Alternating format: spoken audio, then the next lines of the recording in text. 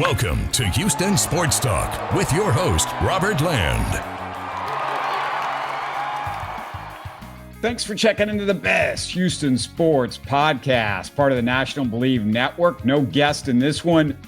Just got inspired to jump on because of the Cam Whitmore trade and the Astros showing the Dodgers who their daddy is. And we're going to get to the Astros in a few minutes, but I know many Rockets fans are frustrated with this Whitmore deal, and I can see it. I'm going to talk about that in a second, but let me tell you or spell out for you the deal for anybody who was busy July 4th weekend with the family and missed the exact details. The Rockets trade Whitmore to the Wizards for 2 second-round picks. When I first heard it, I thought 2 Wizards second-round picks. That'd be really good.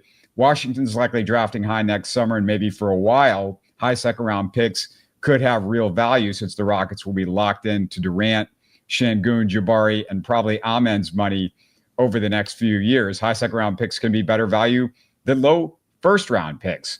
Jalen Brunson was picked at 33. Jokic was picked at 41. You could say those are outliers, but a lot of it's outliers when you're talking about great talent in the NBA. And also keep in mind with the NIL, players are staying longer in college, so you could draft players with more experience and who are more polished early in the second round. Now you'll get the young guys in the lottery, but after that, you can find veteran college players with maybe lesser upside, but who could contribute immediately as role players. One last thing before we get to the second round picks. The Rockets also got the draft rights as part of the deal to 6'5" guard Mojave King. I hope I'm pronouncing that right. More on him later. Bottom line, the second round picks the Rockets got were not the Wizards. And so then it becomes a little disappointing. The Rockets get next year's Bulls pick. That's not terrible. Still likely high 40s. The other one is the 2029 Kings second round pick. Now that's a poorly run franchise, but like the Bulls, they never want to totally tank a season. So that's the problem. And it's also worth noting, if you forget the value of multiple second round picks, you got to keep in mind, Steven Adams came to Houston with 3 second round picks. So real value there. The Rockets also traded away 5 second round picks in the KD trade. So this kind of reloads their supply for any further deals that they might want to make if they want to use it for that. Cam Whitmore fans also need to note he was offered up in the Durant trade, but the Suns preferred that second round pick package instead. That should tell you where Cam's value is or was at that point. You should also ask yourself if you'd be less disappointed if Cam left in the KD trade. Would that make a difference to you right now? Everybody's thinking in terms of, the value of these 2 second round picks. What if he was just part of the KD trade? I don't know. Would you think about that a little bit differently? Leave a comment for me and let me know. Who is guard Mojave King? The New Zealand native was the number 47 overall pick by the Lakers in the 23 draft. Is he anything? Well, he's bounced from the Pacers to the Pelicans. And long story short, he spent 2 seasons in the G League playing for the Ignite with Scoot Henderson. And last season, he was overseas in New Zealand. The 23-year-old's comps are not super inspiring. I've read KJ Martin, Josh Green, Josh Okogie. Have any of you guys watched Mojave King? Have you seen him play? Let me know in the comments. Let me know what you think about him. I'm going to circle back to Cam Whitmore. And any of you who follow me know I'm skeptical and have been skeptical of Whitmore getting it together. But 3 things did bother me about the Cam trade. Number 1, they didn't need to make this deal. He's cheap. They had the roster spot. It's not like they'll get a more explosive offensive talent to take his spot. And they need bench points when KD is out, which he tends to be out sometimes, or if Reed Sheppard struggles, which we don't know what we're going to get from Reed Sheppard. It's like we're circling back to a ton of Aaron Holiday. Yeah, we're right back to Aaron Holiday. If anybody goes down with an injury, it's not a great deal. Reason number 2, the reports say not only did they make this trade because Cam wanted out, but they also had other offers on the table, but gave Cam to the type of team he wanted. If we hear the other offers were better, it makes you wonder why the Rockets need to bend over backward to an immature 20-year-old. Can you at least wait a couple of months into the season and see if you can increase Cam's value. I don't think his value is going to go down too much in the season. And I don't get being held hostage by Cam Whitmore. Reason number 3, they waited too long to make this decision. There could have been better vet minimum players on the market to fill his roster spot. By the time the deal is done, the market, it's pretty bare. We'll see if they fill the spot at all. They don't have to, not by league rules. What I don't want to do is go into the season with 14 players, and one of those 14 is Nate Williams. Not a fan of Nate, and the Rockets have some injury-prone players. See Durant, Adams, Tari, and Van Vliet. It's all concerning. This is a roster still super low on ball handlers and shot creators. Not that Cam was a shot creator because he didn't like to pass, but now, what? Now what? They can release Williams. His money isn't guaranteed, and then allows them to slightly go over the vet minimum for somebody. But again, what are the options? Do you guys see some options out there? Throw me a comment. Would love to hear options of guys that maybe you would like them to look at. It could be somebody out there that they could trade that's not making a whole lot of money. You trade for that person with some of these second-round picks. Who knows? Some of you are asking, but hey, aren't the Rockets super deep with the Stay Ready crew? They're deeper than most teams, but you just can't be deep enough in today's NBA. I mean, we've seen it. It's like it takes its toll on a team, and depth matters. Depth matters throughout the season. If everybody's healthy by the time the playoffs roll around, it doesn't matter a whole lot. But you want to get through the season relatively unscathed, and you don't want to put a lot of minutes on some of your older players if some young players get hurt, and now you're out of depth. So that's another part of the equation. What does the Cam Whitmore trade tell us? If you've loved his physical traits, you aren't wrong.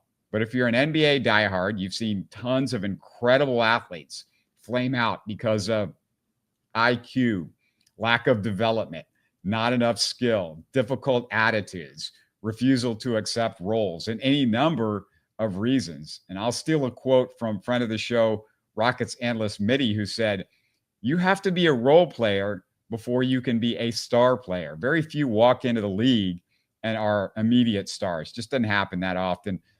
Even SGA, the MVP of the finals we just saw, he was a role player for a long time. Whitmore would not accept being a role player. He just wouldn't accept it. And this is also a litmus test of how much do you trust Ime Udoka. Cam said Udoka spelled out what he needed from him. Udoka said that too. But Udoka just wasn't happy with what he was getting from Cam. He did not play him in garbage time on some occasions late in the year. That was kind of fishy. Or he was brought in later than the rest of the Stay Ready crew. Some of you noticed that. I talked to some people on Spaces who noticed that. And it's a bad sign. It's a bad sign for him. It's a bad sign for the situation. Other stuff had to be going on behind the scenes. You have to look at it that way. There's stuff that we just don't know. I mean, that's the one thing that I can't offer much opinion on, because if I don't know what's going on behind the scenes, it's hard to say definitely, oh, well, let's leave him on for a couple of months, let him gripe, let him degrade what I think are a bunch of guys now that are all in. The Rockets, remember, they let Josh Christopher, Usman Garuba, Ty Washington, and Daishen Nix walk for nothing. This front office, they let those guys walk for nothing, and none of them have come back to bite the Rockets. So, if you're upset about this, think in those terms. So far, they haven't screwed this up in a big way with giving up on somebody too soon. Cam is way more talented, but we got to see how this plays out. Any final thoughts on Whitmore? Let me know in the YouTube comments. Definitely want to hear from you guys. Be nice, as I always say. Be nice, be kind in the YouTube comments. Just give me some real analysis. Love to hear from you guys. I read them all. You guys know it. You'll see in my replies, I read them all. If I get feisty, I apologize, but some people get me feisty sometimes. But I try to be respectful as I can be. Don't forget to check into our incredible library of classic Rockets and other Houston sports conversations that are easy to find in our Houston history playlist. And here's a sample from our interview with the late Robert Reid, one of my favorite players growing up. We asked him what his thoughts were going into the 1986 finals knowing he'd be guarding the legend, Larry Bird. Now, I'm not going to lie.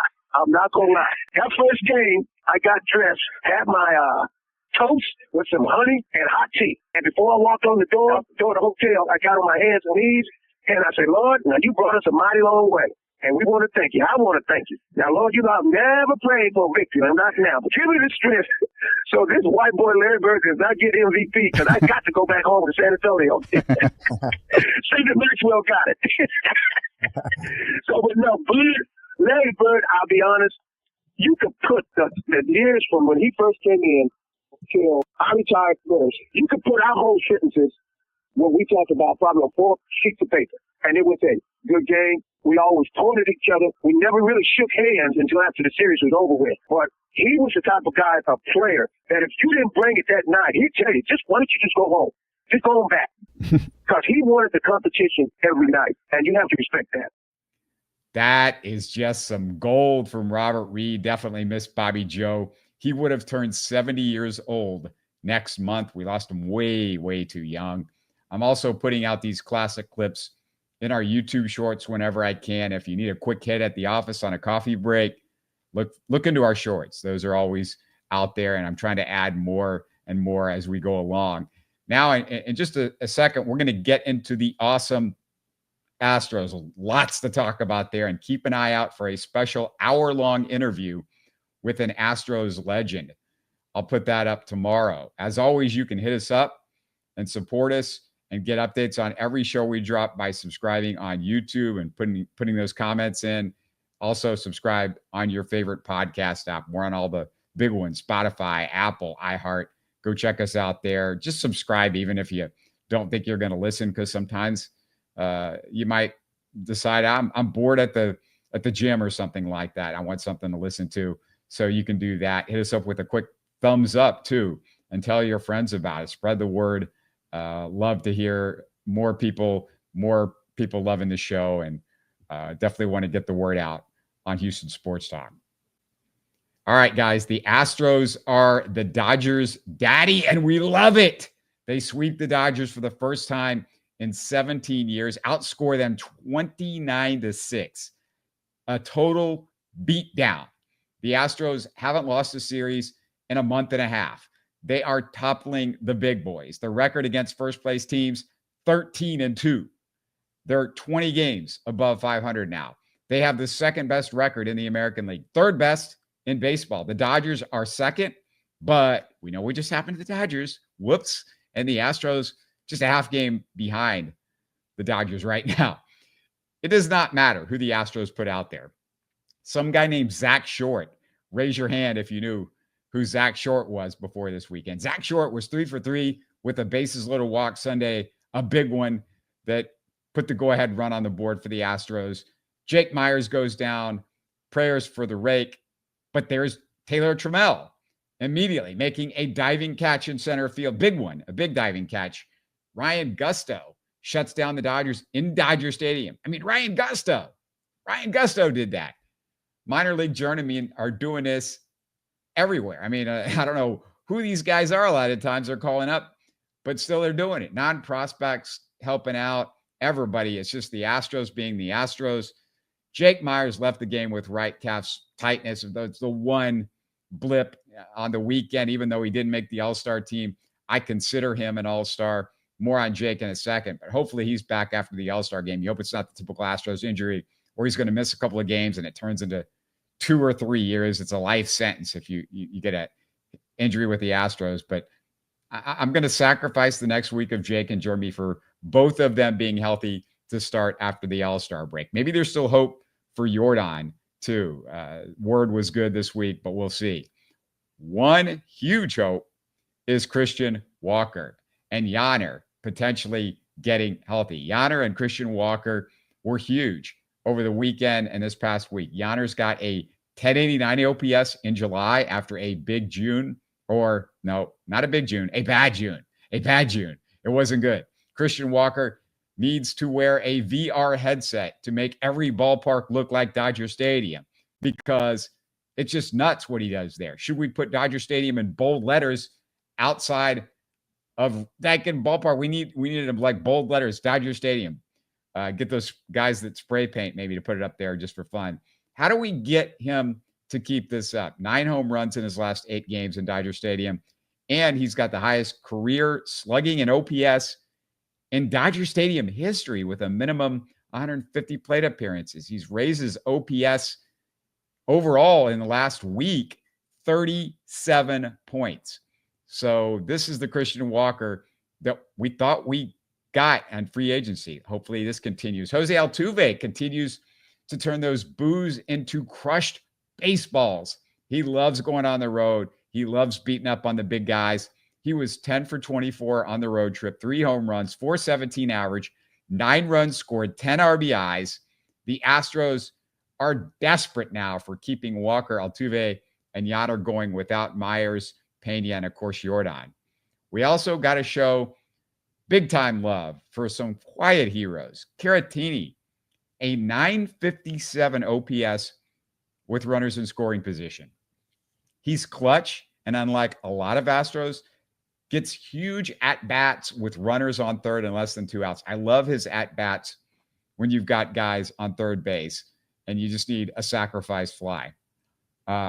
Cooper Hummel comes in, and he's been solid offensively. Another quiet hero. And hey, it's almost an insult to call Mauricio Dubon a utility man at this point. He's played 66 games, and he's literally needed at every single position. Somehow, he looks like a natural Gold Glove player at every position. He's the superhero who's whatever shape or form you need him to be. I'm not a superhero guy, really, but you guys will know what I'm talking about. Hunter Brown and Josh Hader. How about those guys?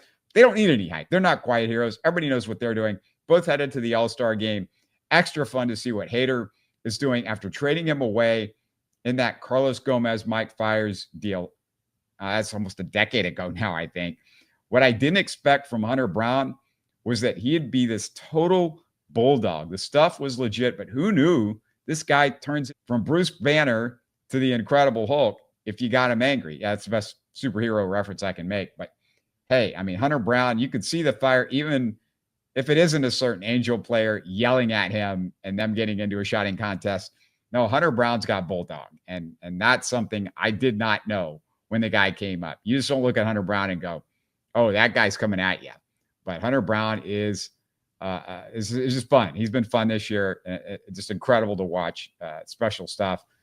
Let's go back to some of the quiet heroes, too, because we're not done. Nobody in baseball knows Bennett Sousa and Stephen Okert. If you ask people walking up to Daikin Park, I bet less than 10% could identify either guy in a photo, much less explain who they are. So, Bennett Sousa's whip is .84. Okert's is .65. Throw in Brian King, and this is the best lefty bullpen, not only in baseball, maybe one of the greatest in MLB history, if they can sustain this. This is nuts between Sousa and Okert, King, and Hader. Wow. We haven't seen lefties in the bullpen with the Astros for years, and now you've got 4 guys that are all pitching like elite type stuff. And last I checked, the Astros are doing this with the second most players on the injured list in all of baseball. They are banged up, ridiculously so. I mean, this kind of reminds me the way they're on a roll. It's like the Rockets when they had that 22-game win streak, and they kept losing guys, and somehow they would still figure out ways to win for a month. And the Astros still missing 3 starting pitchers who started the season. Their best player, Jordan, well, he was bad 1 month, and then he hasn't played. They're waiting for 3 starting pitchers to come back from arm injuries: Javier, Garcia, JP France.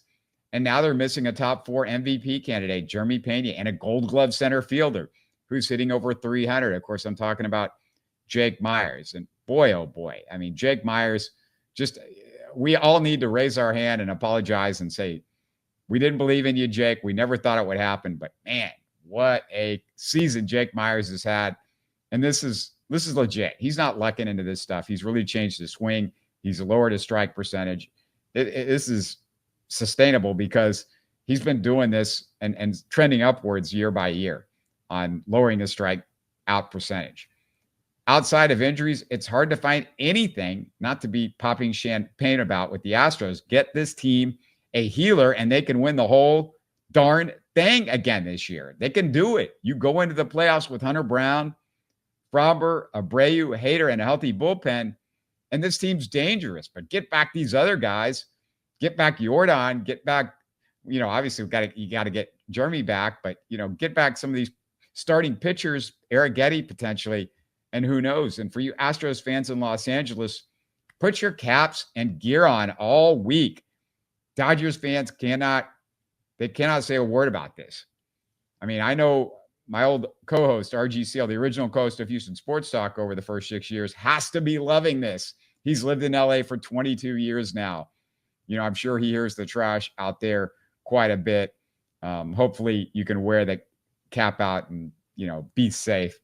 I don't think Dodger fans are too dangerous outside of the parking lot. But, even though Astros fans hate the Dodgers, I Bleav just about everybody loved their iconic voice, the late Vin Scully. I just love, he was a hero of mine as a broadcaster. I wanted to be a baseball play-by-play broadcaster. He was the guy that I would take notes on. And I'm just going to finish the show with a story about Scully from a great Houston sports radio legend, my friend Jerry Trupiano. Jerry called Astros, Rockets, and Oilers games.